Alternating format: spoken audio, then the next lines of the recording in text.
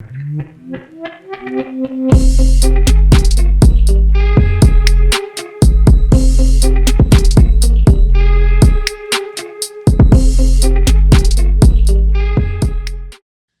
this video series, I'm showing you how I turn this plain storage cabinet into my very own custom office/gaming center. This is a great, fun, and easy project and puts me one step closer into turning my garage into my man cave. This setup can be done in any room of the house or in your garage. The cool thing is nobody even knows that it's there until you pull it out. Great for small spaces. And if you do have it in the garage like I do, it's protected from the elements, from dust, dirt, debris, and everything else. So let's get into it. Let's speed through the basics. Here's the PC down at the bottom. I did use a full motion mount for the monitor so I can swivel it in and out of the cabinet. Take your time, put it to the height that works comfortable with your chair you'll be using, and make sure you position it so there's room for it to articulate in and out of the cabinet. I use some wood for extra support because it's going to be a little bit of weight hanging on there. And that's it. Let's move on. I'm cutting some 3/4 inch thick melamine, and I'm cutting it into strips big enough to fit my drawer slides on. These will be the runners and the reinforcement so I can attach these drawer slides to the inside of the cabinet, in addition to allowing the clearance for the drawers to slide out and not hit the overhang of the cabinet door when it's open. I'm using the melamine because it has a nice finish to it which matches the cabinet. You could go further and actually apply the edge banding to it if you really wanted a clean look. For now, I'm just going to use it as is. I'm lining up my drawer slides, see how it fits, and then I'm going to go ahead and put it inside the cabinet and mark where I want it to be so the drawers are at the optimal height to work for where I'm going to sit so it's nice and comfortable. Once I have this marked, then I'm going to go ahead and mark the points that I want to pre-drill my holes into, making sure they're offset from the actual hole locations that I'll need to attach the drawer slide to this mounting strip.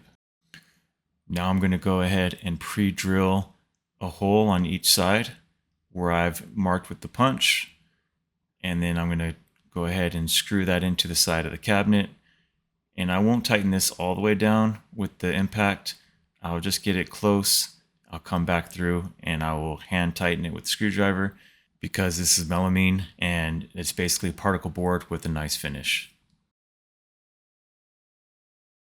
For added strength, I'm going to fasten 2 more screws.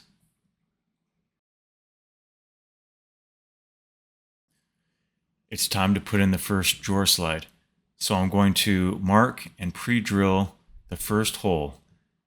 And then what I'll do is I'll get the drawer slide, I'll line it up, and I'll put in 1 screw. And I'll screw it mostly in.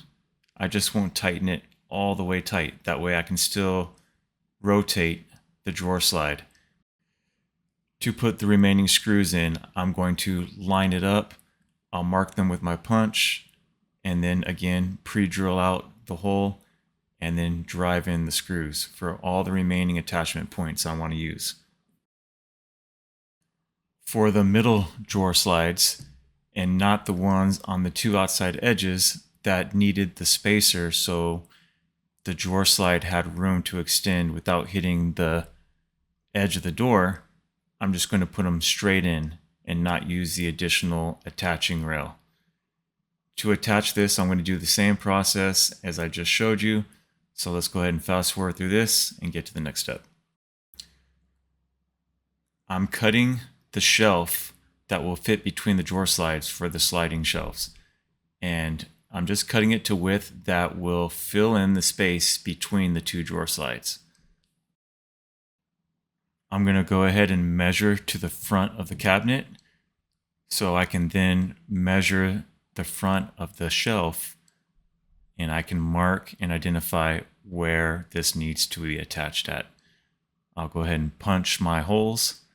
I'll come back through and I will pre-drill, and then I will fasten the slides to the shelf and it will be ready to be installed. With the left side complete, I'll do the same thing on the right side and then move on to the next step of this project. I decided I wanted to add an adjustable boom mic setup for this. So I'm just using a strip of the melamine to give myself a little shelf that I can attach the boom mic base to. I'm just going to use a couple of pocket holes, and I'm going to choose my location and the height and where I want it to be on the inside of the cabinet and attach it, and then I'll go ahead and attach the boom mic. With the boom mic installed, it's time to do a little bit of cable management. I'm just going to go ahead and spend a couple minutes and run these down, wrap them up so moving forward they're neat and organized. I'll have future videos coming out with additional upgrades and modifications, but for now, here's a final look at this first video. Also, if you guys are interested in hearing any reviews on any of these products as far as the monitors, the PC, the mic, or any of the attachments, let me know in the comments, and that's something I can do in the future as well. As you can see with this setup, everything is fully self-contained inside, so it's protected from the elements, dust, dirt. This is set up in the garage. It's worked perfect for me. It's not overheating at all. This is a liquid-cooled PC. In addition, when you pull the shelf out to use the system, it creates a space in the back for the hot air to rise and escape. Well, that's it for this one. Hope you guys enjoyed the video. As always, thanks for watching. Like and subscribe. See you in the next one.